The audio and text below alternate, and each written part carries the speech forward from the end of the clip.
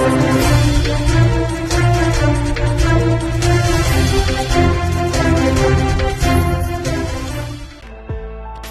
No drugs in Surat city અભિયાન ચાલી રહ્યું છે, ત્યારે ગુજરાતનું સૌપ્રથમ એન્ટી નાર્કોટિક્સ યુનિટ સુરતમાં શરૂ કરાયું છે.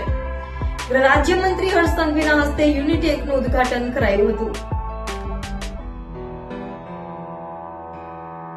ગુજરાતમાં સૌપ્રથમ વખત સુરતમાં એન્ટી નાર્કોટિક્સ યુનિટની શરૂઆત થઈ છે.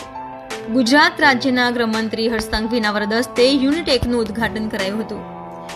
અત્યાર સુધી પોલીસ ડ્રગ્સ અને એનડીપીએસમાં આરોપીઓને પકડતી હતી અને નશાનો કારોબાર રોકવાનો પ્રયત્ન કરતી હતી, ત્યારે નશાના કારોબારને રોકવાના અભિયાનની સાથે હવે સુરત પોલીસ સમાજ સેવાનું પણ કામ કરશે.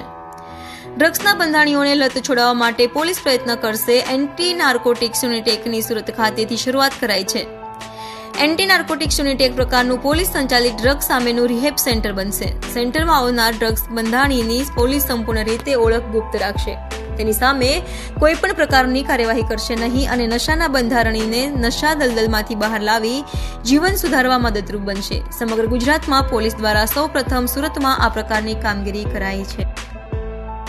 આ નાર્કોટિક્સ યુનિટ દ્વારા કોઈ બી યુવાન જો ડ્રગ્સના નશામાં ફસાઈ ગયો હોય તો એના પરિવારજનો જો યુવાનને ત્યાં લઈ જશે તો એને અલગ અલગ ડૉક્ટર્સ તથા સરકાર દ્વારા જે અનેક સંસ્થાઓને જે માન્ય કરી છે એ માન્યતા ધરાવતી સંસ્થાઓ જોડે એ દીકરાને એ યુવાનને ડ્રગ્સની લટમાંથી બહાર લાવવાનું કામ બી પોલીસ દ્વારા ચાલુ કરવામાં આવ્યું છે. આજે એનું બી હું ઓપનિંગ કરીને આવ્યો છું.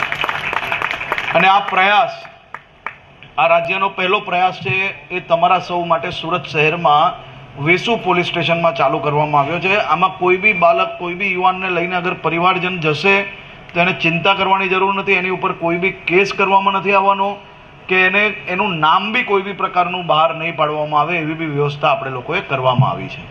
માનનીય મુખ્યમંત્રી શ્રી ભૂપેન્દ્રભાઈ પટેલના માર્ગદર્શનમાં અમારા ઉદ્યોગ વિભાગ દ્વારા સચિન જીઆઈડીસી પોલીસ સ્ટેશન માટે 3000 મીટર જમીન જીઆઈડીસી દ્વારા આપવામાં નક્કી કરવામાં આવ્યું.